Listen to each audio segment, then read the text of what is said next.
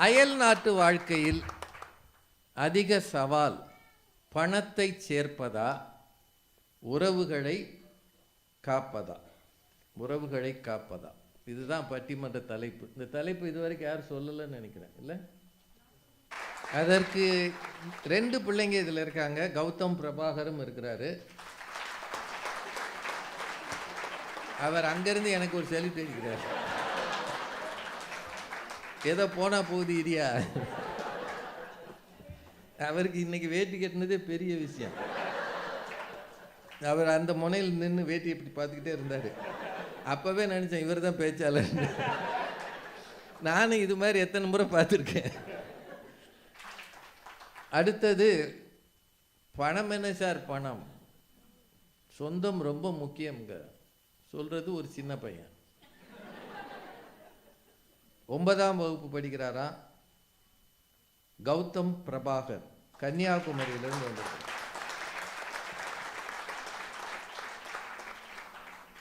கன்னியாகுமரி உங்களுக்கெல்லாம் தெரியும். சூரிய உதயம் அஸ்தமனம் அதெல்லாம் பார்க்குற இடம். ரொம்ப அருமையாக ஒரு விவேகானந்தா ராக் இருக்குது.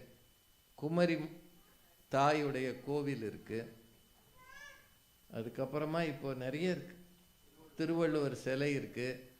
அதுக்கும் விவேகானந்தா ராக்குக்கும் இடையில் ஒரு கண்ணாடி பாலமே இருக்குது. நாங்களும் கொஞ்சம் வேலையெல்லாம் செய்கிறோம். இங்கேருந்து அங்கே போக, அங்கேருந்து இங்கே போகலாம் ஏற்பாடு பண்ணியிருக்கோம். அதனால் கன்னியாகுமரி அதுதான் நிறைவு முனை. அது இந்தியாவினுடைய தென்கோடி முனை.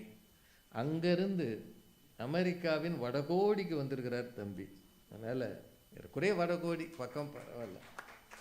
முதல்ல இந்த 2 குழந்தைகளையும் நாம் நிச்சயமாக பாராட்டணும்.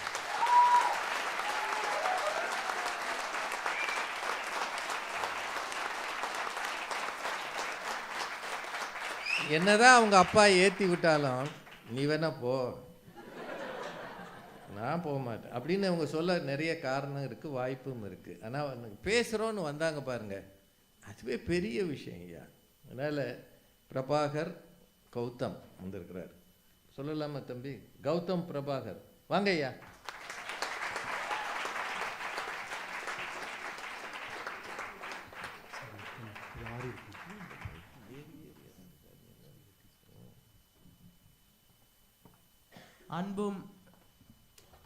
அன்பும் அறிவும் நிறைந்த நடுவர் அவர்களே, மேடையில் அமர்ந்திருக்கும் பேச்சாளர் பெருமக்களே, இந்நிகழ்ச்சியை நடத்தும் பிட்ஸ்பர்க் தமிழ் சங்க உறவுகளே, அரங்கத்தை அலங்கரிக்கும் தமிழ் சொந்தங்களே, அனைவருக்கும் இனிய பொங்கல் வாழ்த்துக்களையும் வணக்கத்தையும் கூறியுடைய உரையை ஆரம்பிக்கிறேன். வந்துட்டாங்கயா. வெளிநாட்டில் பணத்தை சேர்க்கிறது சிரமம்னு சொல்லிட்டு வந்துட்டாங்கயா. ஆனா உண்மையில நடுவர்களே, வெளிநாட்டில் இருக்கிற எங்களுக்கு உண்மையான சிரமமே உறவை காப்பது தான். இங்க வெளிநாட்டில் சிரமமே இல்லாம நிறைய பணம் சேர்க்கலாம் தான் எல்லாரும் இங்க வராங்களே. இது எதிரால இருக்கிற அங்கிள் ஆண்டிஸ்க்கும் தெரியும், உங்களுக்கே தெரியும் நடுவர் அவர்களே. எல்லாரும் என்னைய கேட்காது.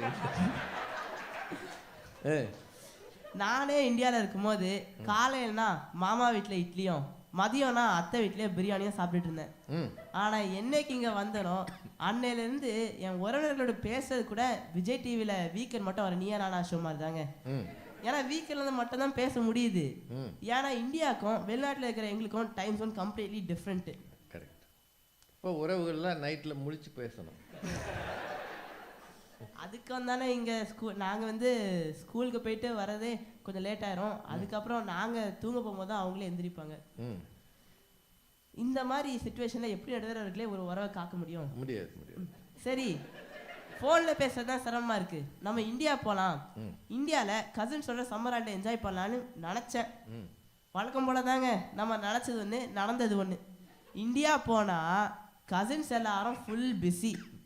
அவங்களுக்கு சம்மர் ஹாலிடே முடிஞ்சு ஸ்கூல் காலேஜும் ரீஓப்பன் ஆயிடுச்சுங்க. ஆனால் வெளிநாட்டிலேருந்து போகிற எங்களுக்கோ ஸ்கூல் சம்மர் ஹாலிடேலாம் ஓப்பன் ஆகுறதே ஜூனில் தான். இப்படி சம்மர் ஹாலிடே கூட ஒரே நேரத்தில் அமைகிறதெல்லாம் எப்படி தான் ஒரு உறவை காக்க முடியும்? நீங்கள் சொல்லுங்கள். கஷ்டம்தான். நீங்கள் பேசாமல் அங்கே ஸ்கூலில் சேர்ந்துட வேண்டியதான். சரி, நம்ம உறவினர்களோடு உறவாட மற்றும் ஃபீலிங்ஸை ஷேர் பண்ண நமக்கு மிகவும் அவசியம் நம்ம தாய்மொழியான தமிழ்மொழி. ஆனால் இங்கே பிறக்கிற நிறைய பேருக்கு நம்ம தாய்மொழியான தமிழ்மொழியே தெரியறது இல்லைங்க. தமிழ் பள்ளியில் சேருங்க. இங்கே பக்கத்தில் தான் என் அங்கிள் ஒருத்தங்க இருக்காங்க. அவங்க அம்மா அப்பாவை வாங்க பழகலான்னு கூப்பிட்டாங்க அமெரிக்காவுக்கு. எதுக்கு? -20 இருக்கிறதுக்கா? அவங்களும் வந்தாங்க. ஆனா அமெரிக்காலேயே பிறந்து வந்த என் ஃப்ரெண்டுக்கோ தமிழ் தெரியாது. இந்தியாவிலேருந்து வந்த அவன் தாத்தா பாட்டிக்கோ இவன் பேச இங்கிலீஷ் புரியாது. இந்த மொழி பிரச்சனையால நிறைய உறவுகள் தொலைகிறது நடுவர்களே. அருமை அருமை அருமை. இது என் ஃப்ரெண்டுக்கோ பாசம் இருந்தும் பேச முடியாத நிலைமை. அவன் தாத்தா பாட்டிக்கோ அன்பு இருந்தும் அர்த்தம் புரியாத துயரம். அருமை. என்ன கொடுமை சார் இது. இதெல்லாம் பிரமாதம். இதோட ஸ்பெஷல் ஐட்டம் ஒன்று இருக்கு. அது என்னன்னா இங்க அடிக்கிற குளிர் தான். உங்களுக்கே தெரியும், இங்க அடிக்கிற குளிருக்கு பயந்து துண்டக்காலம் துணியாக்காலன்னு வெக்கேஷன் முடியறதுக்கு முன்னாடி இந்தியாவுக்கு பறந்துட்டாங்க அவன் தாத்தா பாட்டி. இங்க துண்டு துணியெல்லாம் இருக்கக்கூடாது. ஆனா இந்த சிச்சுவேஷன்ல உறவை காப்பது எவ்வளவு சிரமம்னு நம்ம எதிரணிக்கே எல்லாருக்குமே தெரியும். இந்தியானா தீபாவளினா மாமா பட்டாசு வாங்கிட்டு வந்துருவாங்க. பொங்கல்னா தாத்தா கரும்பு வாங்கிட்டு வந்துருவாங்க. ஒரு ஊர் கோயில் திருவிழானா நாங்க மாமா மச்சாங்களாம் ஒரே மாதிரி ட்ரெஸ் போட்டு ஃபுல் அலப்பறை பண்ணுவோம். அப்படி நாங்க உறவுகளை எவ்வளோக்கு எவ்வளோ நிறைய சந்திக்கிறோமோ அவ்வளோக்கு எவ்வளோ நம்மளோட பாண்ட் ஸ்ட்ரெங்தன் ஆகுங்க. ஆனா வெளிநாட்டில் இருக்கிற எங்களுக்கு இங்க உறவினர்களோட வருஷத்தை ஒரு வாட்டி பார்க்கறதே ரொம்ப பெரிய விஷயம் நடுவர்களே. நம்ம ஃபேமிலியில ஒரு ஃபங்க்ஷனாக இருந்தாலும் சரி, ஃபியூனரலாக இருந்தாலும் சரி, அதை நம்ம அட்டென்ட் பண்ணலன்னா அது எந்த அளவுக்கு நம்ம உறவை பாதிக்கும்னு வார்த்தையாக சொல்ல முடியாது.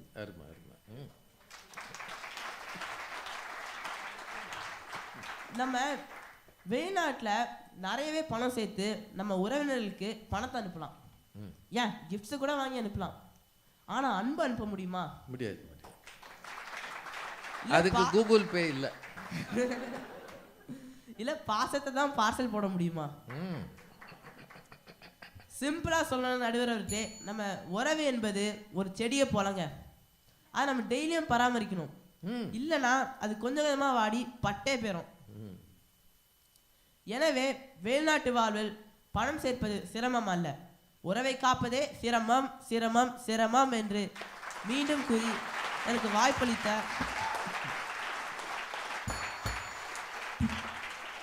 பிட்ஸ்பர்க் தமிழ் சங்கத்திற்கும் எனது பேச்சை கேட்டு ரசித்த அனைத்து நல்லுள்ளங்களுக்கும் எனது நன்றி கூறி விடைபெறுகிறேன். நன்றி, வணக்கம்.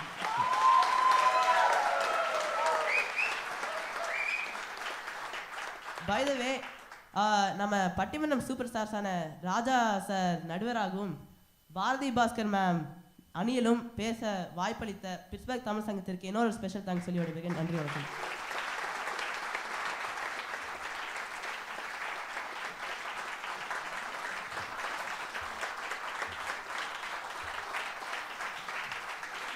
உண்மையிலேயே ரொம்ப பெருமையாக இருக்கிறது. அந்த பொண்ணு ரொம்ப சாதாரணமாக பேசினாங்க.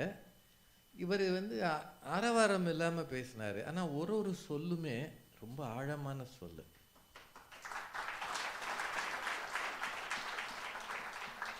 பாசம் இருக்கு, பேச முடியல. அன்பு இருக்கு, அர்த்தம் புரியல. வார்த்தை தொகுப்பை பார்த்தீங்களா? அன்பை அனுப்ப முடியுமா? பாசத்தை பார்சல் பண்ண முடியுமா? இந்த மாதிரி சொற்றொடர்களை கையாள்வது என்பது இந்த வயசுல, அதுவும் இங்க இருக்கிற பிள்ளைகளுக்கு கடினம்.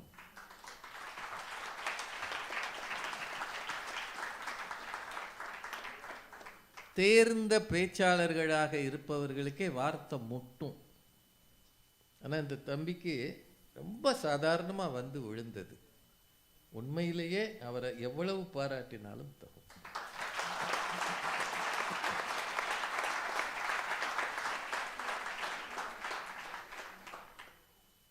பிட்ஸ்பர்க் தமிழ் சங்கத்துக்கு தான் இந்த பெருமை சேர்கிறது.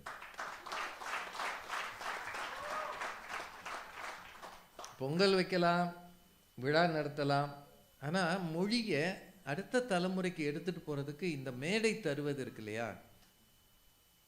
மேடம் பாரதி பாஸ்கர் தலைமையில் அந்த அணியில் அவங்க இருந்து இந்த தம்பி பேசுகிறாருன்றது உண்மையிலே ரொம்ப பெரிய விஷயம். ஒரு காலத்தில் நினச்சி பார்ப்பார், பாரதி மேடம் அணியில் நானும் இருந்தேன் அப்படின்னு. ஒருவேளை பாரதி மேடம் நினைப்பாங்க, கௌதம் பிரபாகர் அணியில் நானும் இருந்தேன்.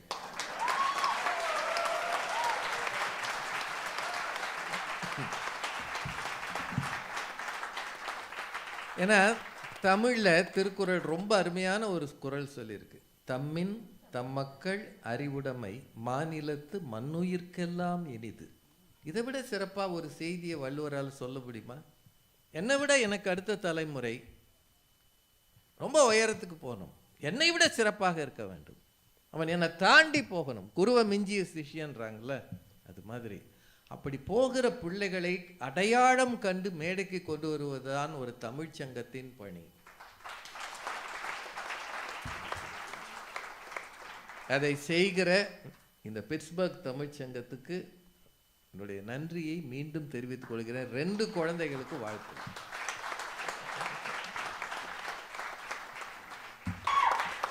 அடுத்து ரொம்ப முக்கியமா நன்றி சொல்ல வேண்டியது 2 குழந்தைகளுக்கு.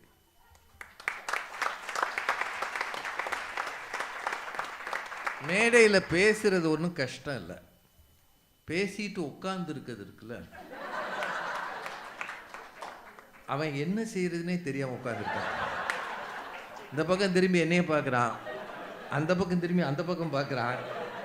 இங்கே விடுங்கடா நான் போகிறேன், மை ஃப்ரெண்ட்ஸ் ஆர் வெயிட்டிங். நான் இவ்வளோ நீளமாக இருக்கும்னா வந்திருக்க மாட்டேன். என்னை 5 நிமிஷம் பேச விட்டுட்டு ஆளாளுக்கு பேசிக்கிட்டு இருக்கீங்க. அவன் உட்கார்ந்துருக்கிறத பார்த்தா உண்மையிலேயே இந்த மேடை அனுபவம் இந்த 2 குழந்தைகளுக்கு இருக்காது. ஏன்னா இவங்க இது வரைக்கும் ஏதாவது ஒரு டான்ஸில் இருந்திருப்பாங்க, ஒரு பெர்ஃபார்மன்ஸ், அப்படி போய் 5 நிமிஷம் போயிட்டு வெளியே போயிடுவான், அவ்வளோதான். நான் இங்கே ஒரு 3 மணி நேரம் இருந்தே ஆகணும். அவங்க 2 பேரது பொறுமைக்கும் மேடை திறமைக்கும் வாழ்த்துகள்.